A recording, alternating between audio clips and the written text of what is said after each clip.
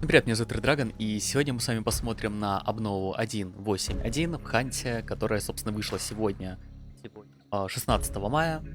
В обнову вошло много таких неплохих изменений, новых, я бы сказал, а именно это новая квестовая система, которая пришла на замену старым ежедневным и еженедельным квестам. И вышли новые мобы, то есть два новых вида зомби, которых разработчики анонсировали какое-то время назад. И, собственно, сегодня мы с вами пробежимся по этому патчноуту немножко, я вам немножко что-то покажу и расскажу.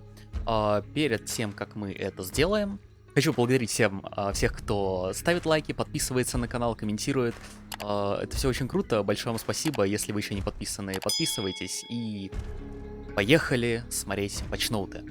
Итак, в общем, когда мы заходим в игру, мы сразу видим вот это вот окошко с саммонами. Не знаю, как оно называется по-русски, поэтому да. Это окошко, в которое мы помещаем два выбранных квеста, которые мы будем делать на данный момент. Находятся они у нас вот здесь. То есть здесь у нас находится 9 вариантов квестов, которые нужно выполнить. Какой вообще основной смысл их выполнения? Нужно собрать за неделю 30 звезд. Когда вы собираете 30 звезд за неделю, вы получаете 25 бладбондов. Все вот эти вот задания, квесты можно выполнять несколько раз. И за их выполнение также можно получать какие-то плюшки. То есть, например, выполнив, допустим, это вот первое задание, можно получить третьего тира милишное оружие одно. Тут можно получить пистолет и так далее. Короче, можно получать оружие, можно получать, как мы видим, и в последнем, например, бладбонды, но это только в последнем задании, которое включает использование легендарных скинов и так далее. В общем, разные-разные, собственно, штуки можно получать при выполнении вот этого всего. Опять же, перевыполнять задания можно, но при их перевыполнении вы не будете получать вот эти вот дополнительные темы, которые идут. То есть это, опять же, эти оружия, бладбонды и так далее. Чтобы приступить к выполнению какого-либо из этих квестов, нужно будет его выбрать, нажать Start Summons, и он поместится в одно окошечко, которое у вас тут есть. У вас есть всего 3 слота под эти квесты, выполнять одновременно можно только 2. Если вы захотите поменять себе какой-то квест, то вам придется его отменить, и тогда весь прогресс у вас отменится. Поэтому делать, наверное, так не надо. В принципе, тут нет настолько сложных квестов, которые как бы требовали этого. Далее непосредственно по ним. Сами разработчики их поделили на 5 категорий. Первое — это простые квесты, которые, как говорится, могут быть выполнены кем угодно, за которые дают 1 либо 2 звезды. То есть это убить там бронированных, убить там просто мобов каких-нибудь и так далее. Вторая категория идет, это коровые геймплейные квесты. То есть это квесты, которые выполняются при выполнении коровых каких-то заданий нашей игры. А именно, например, собрать подсказки, насобирать энергии в источник и вот это вот все подобное. То есть то, что мы выполняем в процессе геймплея. За это получаем 2 либо 3 звезды. А далее идут PvP-квесты. То есть это убить врагов, убить там еще как-нибудь их и так далее. То есть все вот непосредственно нацеленное на PvP-квесты. Награда 3-4 звезды. Дальше идут хардкорные квесты.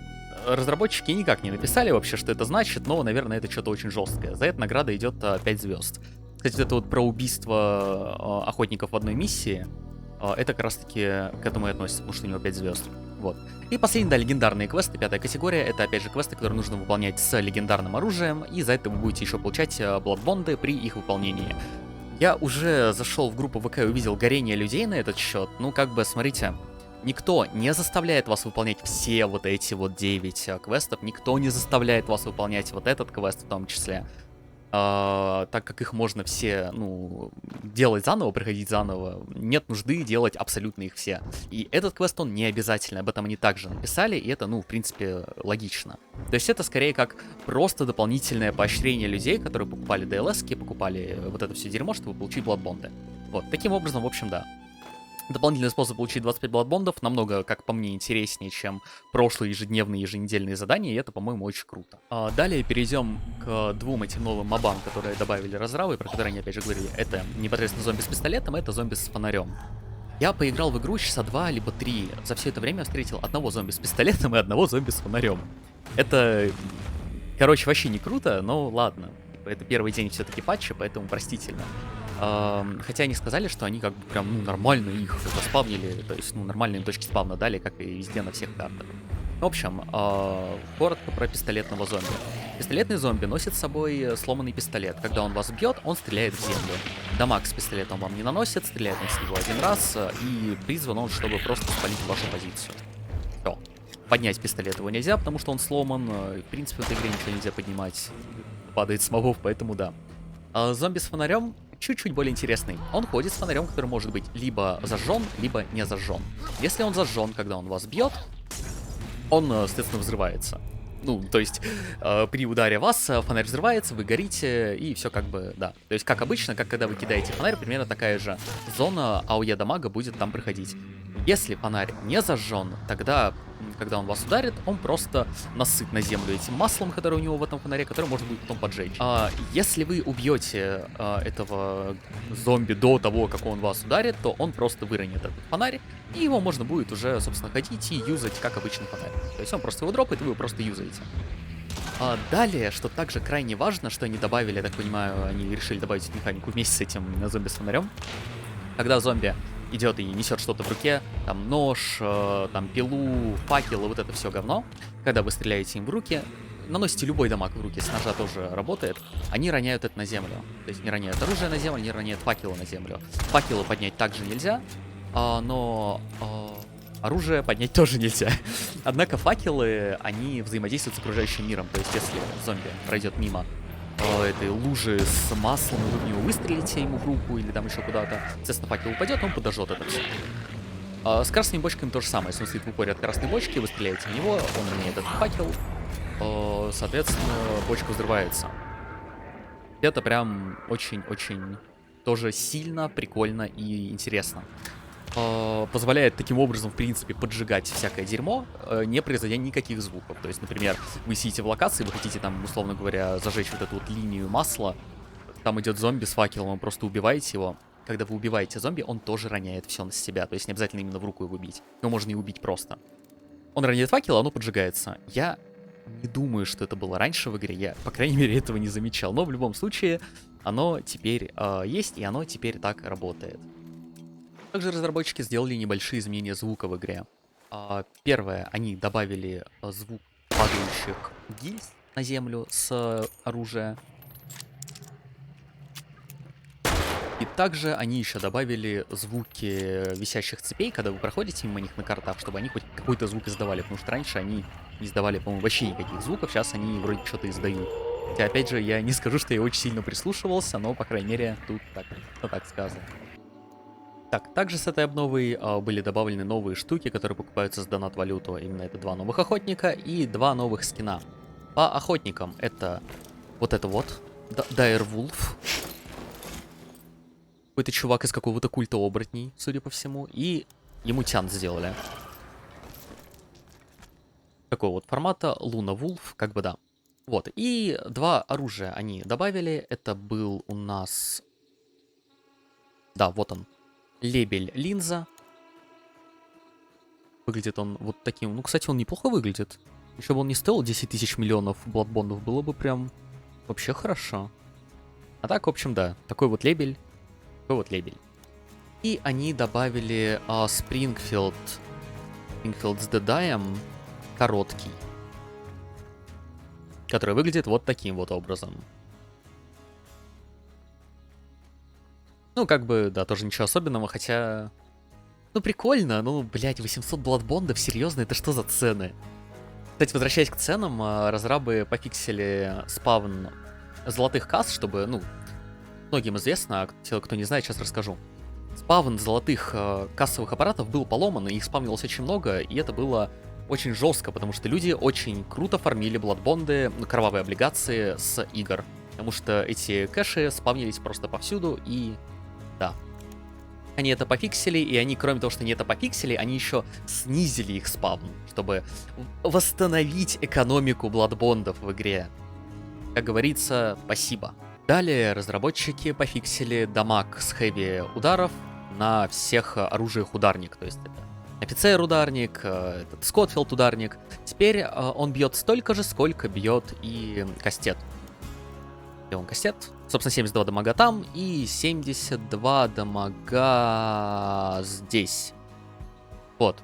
Но также удары с пистолетов, которые имеют кастет, сжирают больше стамины, поэтому типа все еще кастеты круче, но все мы знаем, что на самом деле самая хорошая штука это нож-кастет, поэтому да. И также разработчики сделали косметическое изменение, которое не влияет вообще почти ни на что, а именно они поменяли название кровоточащих боеприпасов у Нитро. Сделали они это потому, что обычно кровоточащие боеприпасы не пробивают вообще ничего. Но кровоточащие боеприпасы у Нитро пробивают хотя бы один слой какого-нибудь дерьма, там доски, вот это вот все.